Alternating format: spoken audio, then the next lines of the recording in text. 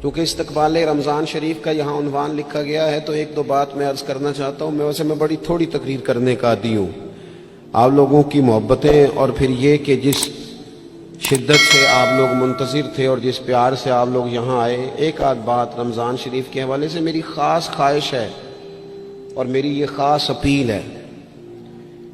وہ میں ابھی سے لوگوں کو سن رہا ہوں کہتے ہوئے کہ روزے بڑی گرمی کے آ رہے ہیں. وہ خدا کے بندے تو نیت تو کر، تو ارادہ تو کر. رمضان شریف میں 3-4 چیزوں کا خاص خیال رکھنا ہے ہم نے. خاص ایک تو رمضان شریف میں قرآن پاک سے خاص محبت فرمائے. شہر رمضان الذی انزل فیہ القرآن، خاص محبت. الحمدللہ ہمارے ہاں قرآن کے عالم بھی موجود ہیں، حافظ بھی موجود ہیں، بلکہ مسجدیں کم ہوتی ہیں، حافظ زیادہ ہوتے ہیں. یہ دیکھ لیں، یہ مدارس کی خدمات ہیں اللہ کے فضل سے. قراء بھی ہیں، سب کچھ ہے. اب ضرورت ہے قرآن پاک سے محبت کرنے والوں کی.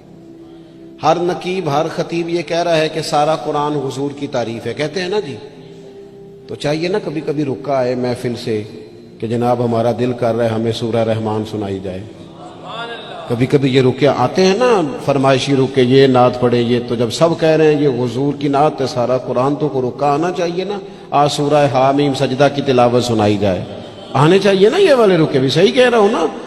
تو خوب ارادہ کریں کہ قرآن مجید سننا ہے. ہم کھڑے رہتے ہیں، پاسپورٹ کے دفتر بھی 1.5 گھنٹہ لوگ کھڑے ہیں، شناختی کارڈ کے دفتر میں بھی کھڑے، امیگریشن کی لائنوں میں بھی کھڑے. نیت کریں کہ میں نے جم کے قرآن مجید سننا ہے. اور جس مسجد میں پہلی تراویح شروع کریں کوشش کریں کہ ساری تراویح اسی میں پڑھی جائے. اور خاص ذوق کے ساتھ. خاص پنجاب میں ایک گاؤں تھا، تو اس میں نا ایک دفعہ ایک بالکل عام سادہ سا آدمی دکاندار تھا، تو اس کا انتقال ہو گیا تو اس کی قبر سے خوشبو آنے لگی. تو اگر پیر صاحب ہوتے پھر تو بچوں کی موج لگ جاتی.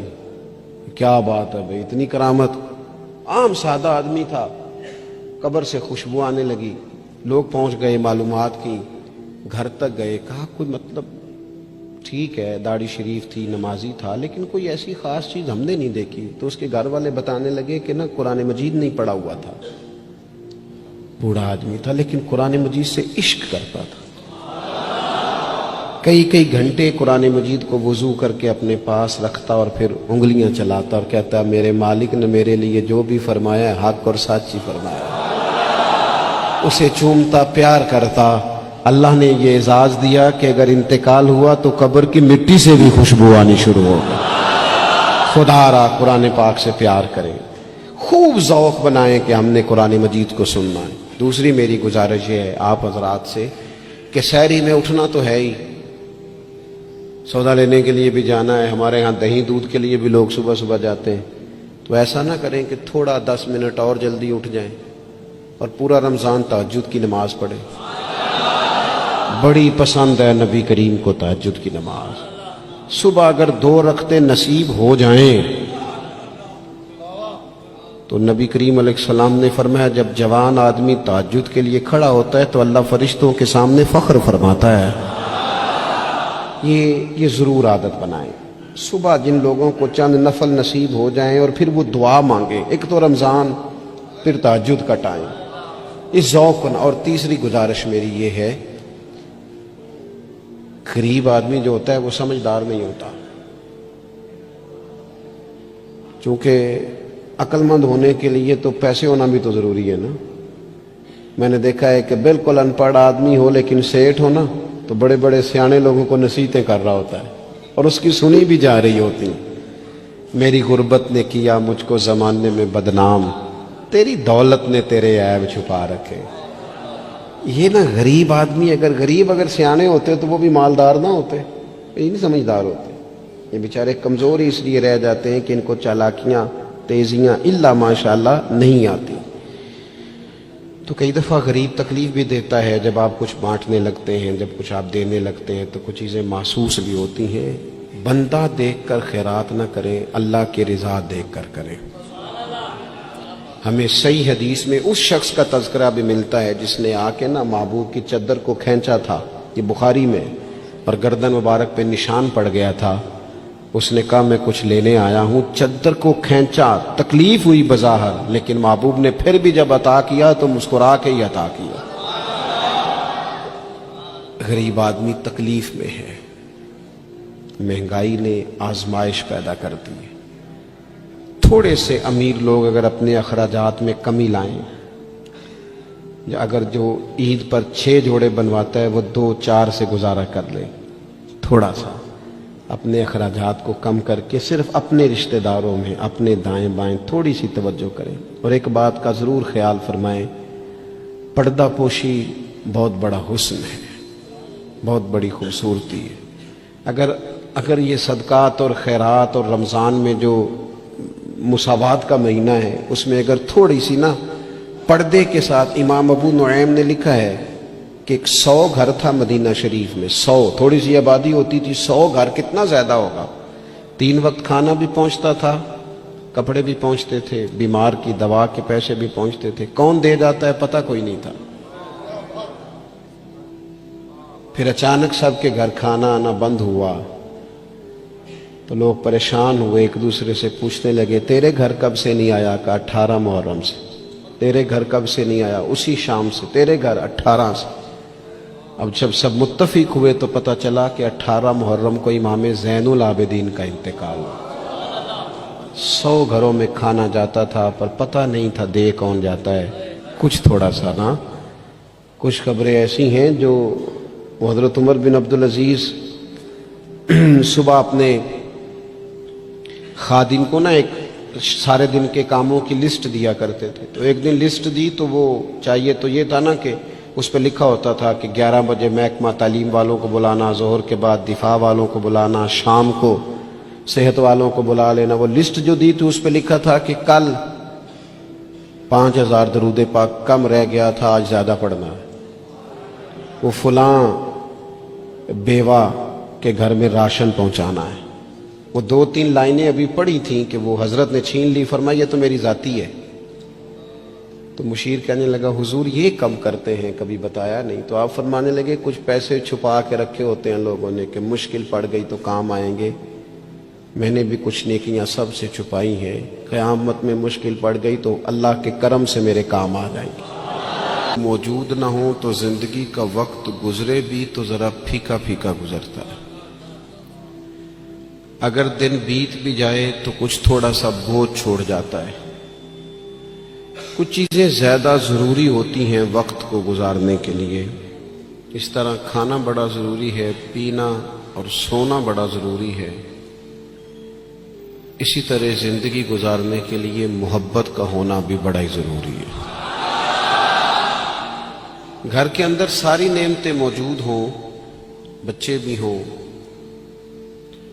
رزق بھی وسیع ہو، گھر بھی اپنا ہو اور کشادہ ہو، ہر چیز موجود ہو، بس میاں بیوی کے درمیان محبت موجود نہ ہو، ساری چیزوں کی موجودگی میں وقت گزارنا مشکل ہو جاتا ہے۔ آپ کی نوکری آپ کے اپنے شہر میں ہو، آنا جانا آسان ہو، سیلری پیکج بڑا اچھا ہو،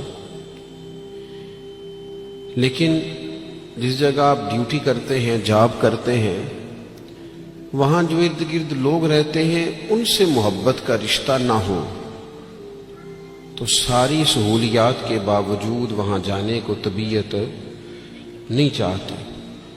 اور میں نے دیکھا ہے کہ اگر کسی جگہ کام کرنے والوں کے بیچ آپس میں محبت کا رشتہ ہو جائے تو لوگ ترقی نہیں لیتے، کہتے میں یہی ٹھیک ہوں، مجھے ترقی نہیں لینی، میرا ذرا دوستوں سے دل لگا ہوا ہے۔ محبت زندگی کی بڑی اہم ضرورت ہے۔ ہم نے یہ کیا ہے کہ کچھ تو ہمارا خارجی ماحول ہمارے اوپر اثر انداز ہوا ہے، اور کچھ ہم نے لوگوں کے رویوں کو دیکھ دیکھ کر اپنے بھی رویے تبدیل کر لیے۔ جب دیکھا کہ کچھ لوگ تلخ ہیں، ان کے مزاج میں تلخی ہے، تو شاید ہمارا عمل ایسا نہیں تھا، لیکن رد عمل کے طور پر ہم نے بھی وہی انداز اختیار کر لیا۔ میں سفر کرتا رہتا ہوں، روڈ پہ ہم جا رہے تھے تو ایک گاڑی والے نے پہلے تو کراس غلط کیا، اور پھر تنقید بھی کر گیا. کہنے لگا اگر چلانا نہیں آتی تو کسی سے سیکھ لو. غلطی بھی اس کی ہے اور پھر اس نے تنقید بھی کر ڈالی. تو ڈرائیور جو گاڑی چلا رہے تھے ان کا موڈ بڑا خراب ہو گیا. تو میں نے تھوڑے فاصلہ طے کرنے کے بعد ان سے کہا کہ ذرا گاڑی کھڑا کرنا. انہوں نے کھڑی کر دی. تو میں نے کہا میاں اس نے تو جو کرنا تھا وہ کر کے چلا گیا, اب ہم نے تو سفر کرنا ہے کہ نہیں؟ ہم لوگوں کی تلخیاں اٹھا کے اپنے ہاں کیوں لے آئیں؟ اگر کسی کا رویہ درست نہیں ہے تو اس کی بنیاد پر ہم ان ساری پریشانیوں کو اپنے ہاں کیوں لائیں؟ جب محبت چھوٹ جاتی ہے, جب ہمارے لہجے شگفتہ نہیں رہتے, جب گفتگو دھلی ہوئی نہیں رہتی, جب چیزوں پر ہلکی ہلکی گرد پڑتی ہے اور ماحول کے اندر گھٹن پیدا ہوتی ہے, نتیجہ یہ نکلتا ہے کہ وہ سارا کیف دھندلا سا جاتا ہے. دین اسلام کا اگر کوئی دوسرا نام رکھنا چاہے تو وہ دین محبت ہے. ہمیں یہ کہا گیا ہے کہ تم ٹوٹ کر پیار کرو. کس سے؟ اللہ تعالی سے. والذین آمنوا اشد حبا للہ. فرمایا وہ لوگ جو ایمان لے آئے وہ اپنے رب سے شدید محبت کرتے ہیں. شدید پیار کرو اپنے مالک سے, شدید. یہ جو شکر ہوتا ہے نا, شکر, یہ اللہ کی محبت پیدا کرتا ہے. اور یہ جو شکوہ ہوتا ہے نا, یہ اس محبت سے دور لے جاتا ہے. یہ جو صبر ہوتا ہے نا, یہ اللہ کے فیصلوں پر راضی رہنے کا حوصلہ دیتا ہے. انسان ساری تکلیفوں کو اپنے مالک کی جانب سے جب سمجھتا ہے, صبر کرتا ہے, تو اس میں حوصلہ, طاقت اور ہمت آتی. وہ اللہ تعالیٰ کی محبت میں جب اس کو پوری طرح برداشت کرتا ہے تو اس کے اندر اللہ کی محبت آتی ہے. اللہ کی تقسیم ہے, کسی کو امیر بنایا, کسی کو مالی طور پر وہ گنجائش نہ دی. جب رب سے پیار ہوتا ہے نا تو پھر انسان کہتا ہے جو اس نے میرے حق میں بہتر سمجھا تھا مجھے عطا کر دیا. یہ جو صوفیاء ہے نا, صوفیاء, ہمارے ہاں تو بعض چیزوں کا مطلب بھی بالکل الٹ دیا گیا ہے. صوفی کی صرف یہ ذمہ داری نہیں تھی کہ بابا صاحب بیٹھے ہیں تو آپ جائیں گے تو بے اولاد ہیں تو فوراً دعا کریں گے تو اولاد ہو جائے گی. ان کی فقط یہ ڈیوٹی نہیں تھی کہ وہ تعویذ دیں گے تو کام چل جائے گا. یہ بھی وہ کریں گے, لیکن اہل تصوف کی تو اصل ذمہ داری یہ تھی کہ راہ سلوک کے مسافر جب ان کے پاس آئیں اور آ کے کہیں کہ پریشان بھی ہوں, مقروض بھی ہوں, بے اولاد بھی ہوں, بیمار بھی ہوں, تکلیف میں بھی ہوں, جب لوگ اپنے دکھ سنائیں تو وہ ان کے لیے دعا بھی کرے اور ان کے دل میں اللہ رسول کی محبت ایسی پیدا کرے, ایسی پیدا کرے کہ بندہ رب کی رضا پہ راضی رہنا سیکھ جائے. محبت جو ہے نا, محبت یہ مداوا ہے. خواجہ نظام الدین صاحب محبوب الہی رحمت اللہ علیہ کے مرید نے پوچھا کہ حضرت حالات بڑے خراب ہیں, لوگ بڑا تنگ کرتے ہیں, رشتہ دار بھی ستاتے ہیں, دوست بھی بے وفائی کر جاتے ہیں, مخلص ہو کے چلتے ہیں لیکن سامنے سے نتیجہ کچھ نہیں نکلتا, حضور ان مسائل کا کوئی حل؟ تو حضرت فرمانے لگے ان کا حل یہ ہے کہ تو محبت کرنی شروع کر دے. تو سارے مرید بسم اللہ کہہ کے بات قبول نہیں کرتے, کچھ کے پاس کئی جواب بھی ہوتے ہیں, وقتی طور پہ ہاں کر بھی جائیں لیکن اپنے اندر سے وہ جھگڑا بھی کر رہے ہوتے ہیں. تو اس نے کہا حضور وہ بات تو آپ کی ٹھیک ہے, لیکن اگر محبت سے حل نہ ہو مسئلہ تو میں تو پھر محبت کروں گا, لیکن اگر اس سے حل نہ ہو تو حضرت فرمانے لگے نسخہ یہی ہے, اگر حل نہ ہوا تو ذرا خوراکیں زیادہ کر دینا, ذرا تھوڑا سا اس میں اضافہ کر دینا, 2 ٹائم کی بجائے 3 ٹائم کر لینا محبت, پھر 6 ٹائم کر لینا. اسی کو بڑھانا ہے نسخہ. ہم نا جب تک محبت میں کامل نہیں ہوتے, آپ دیکھیں نا, داتا صاحب نے ایک جملہ لکھا ہے, داتا صاحب فرماتے ہیں یہ جو محبوب ہوتا ہے نا اس پر غصہ نہیں آتا, اور جس پر غصہ ہے وہ محبوب نہیں ہوتا. محبوب پر غصہ نہیں آتا. فرماتے ہیں جب رب رسول محبوب ہو جاتے ہیں نا تو پھر سخت احکام بھی بندہ بڑی دل جمی کے ساتھ قبول کرتا ہے. اور اس کے لیے ذرا تھوڑا سا کیا کہا رسول پاک علیہ السلام